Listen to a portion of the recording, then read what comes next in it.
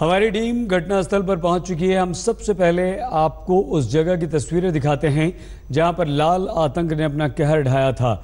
ये वो तस्वीरें हैं जहां पर चारों तरफ दहशत के निशान अभी भी मौजूद हैं। ये तस्वीरें गवाह हैं कि किस तरह से नक्सलियों ने यहां पर कहर ढाया। यही वो जगह है जहां हमारे जवान दोपहर का खाना खा रहे थे और नक्सलियों ने घात लगाकर हमला कर दिया था। यहीं पर आईईडी से ब्लास्ट किया गया था, बमों से हमला किया गया था, ताबड़तोड़ गोलियां चलाई गई थी।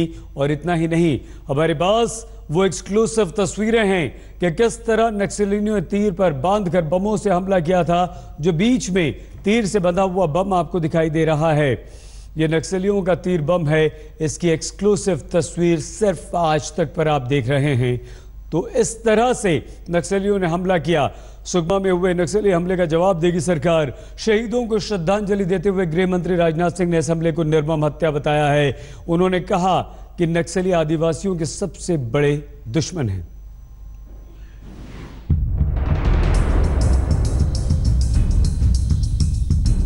सुकमा का सदमा बहुत भारी है।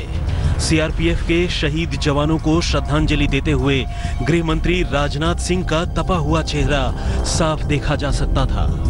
शहीद जवानों को श्रद्धांजलि देने के बाद राजनाथ सिंह ने कहा कि सुकमा नक्सली हमला एक निर्मम हत्या है। कल सुकमा में वामपंथी उग्रवादियों के द्वारा जो हमला किया गया है उसे मैं बेहद कायरतापूर्ण मानता हूं और इसे दुर्भाग्यपूर्ण भी मानता हूं। और मैं यह मानता हूं कि वामपंथी उग्रवादियों के द्वारा किया गया यह कोल्ड ब्लडेड मर्डर है। इतना ही मैं कहना चाहूंगा कि हमारे सीआरपीएफ के बहादुर जवानों का यह बलिदान किसी भी सूरत में हम लोग व्यर्थ नहीं जाने देंगे। हमने इसे चुनौती के रूप में स्वीकार किया है। इसीलिए यह भी फैसला किया है कि हमारी जो LWE की स्ट्रेटजी है उसको हम पुनः रिव्यू करने जा रहे हैं। जरूरत होगी तो हम उसे रिवाइज भी करेंगे। और 8 मई को दिल्ली में वह बैठक मैंने बुलाई है और कई राज्यों के अधिकारी उस बैठक में मौजूद रहेंगे। गृहमंत्री ने कहा कि नक्सली गरीब आदिवासियों के सबसे बड़े दुश्मन हैं, विकास विरोधी हैं। उन्होंने ये भी भरोसा दिलाया कि जवानों की शहादत बेकार नहीं जाएगी। उन्होंने रायपुर के अस्पताल में घायल जवानों से मुलाकात भी की, उनका हौसला बढ़ाया। सुकमा के नक्सली हमले के बाद सरकार की अंदरूनी बेचैनी बढ़ गई है। इसे सीआरपीएफ कैंप की खुफिया नाकामी माना जा रहा है।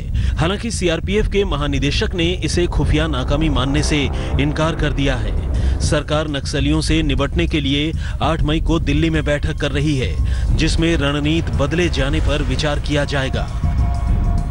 नक्सलवादियों के और माओवादियों के द्वारा जिस तरह का सुकमा में हमला करके 25 सुरक्षा कर्मियों को वहां मारा गया, वो बहुत ही दर्दनाक और कायरतापूर्ण कार्रवाई है। इसकी हम पूरी भर्त्सना करते हैं और जैसे प्रधानमंत्री जी ने कहा है वो सही है कि लोग इन शहीदों का बलिदान व्यर्थ नहीं होगा। तो मुझे लगता है यही सबकी भावना है। सरकार का कहना है कि पिछले एक अरसे से राज्य और केंद्र सरकार ने मिलकर नक्सलियों के खिलाफ अभियान चलाया है, जिससे उनके हौसले पस्त हैं। ये हमला उसी बौखलाहट का नतीजा है। छत्तीसगढ़ के सुकमा में सीआरपीएफ जवानों पर हुए नक्सली हमले से पूरा देश गुस्से में है। इस हमले में 25 जवान शहीद हुए हैं, जबकि 7 घायल। 6 जवान अब भी लापता हैं। शहीद हुए जवानों का शव अंतिम संस्कार के लिए उनके परिजनों के पास भेजा जा रहा है।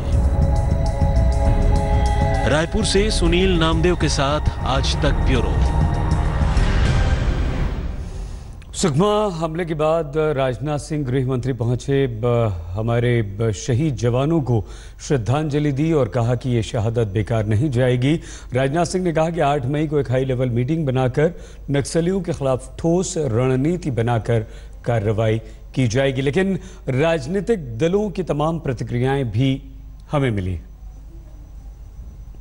आने वाले दिनों में और भी कोऑर्डिनेटेड तरीका से इस चुनौती को स्वीकार करेंगे हम लोग।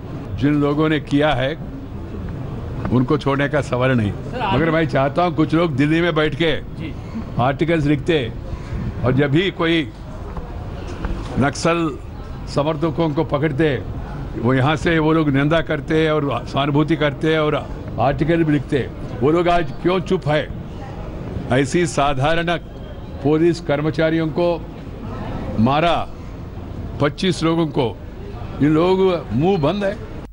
प्रधानमंत्री जी को जो सारा नोटबंदी का संवाद है उसको अपने संज्ञान में लेकर उन लोगों को आइडेंटिफाई करना चाहिए सरकार में से जिन्होंने ये कहा था कि नोटबंदी के कारण कश्मीर में अलगाववाद कम हो जाएगा, माओवादियों की कमर टूट जाएगी।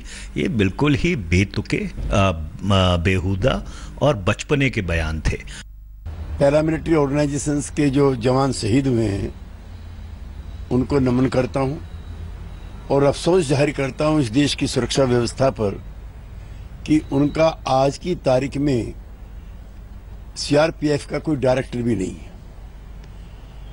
हमें बताया गया था कि डिमोनेटाइजेशन के बाद अतिवादी संगठनों की आर्थिक तौर पर और सूचना तौर पर कमर टूट जाएगी, लेकिन अभी भी सभी संगठनों के हौसले बुलंद हैं।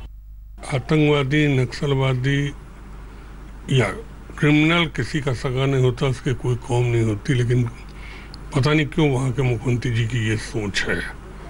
दूसरा, भारत सरकार में भी हमें लग रहा है कि कहीं नहीं डिसीजन लेने में कमजोरी है।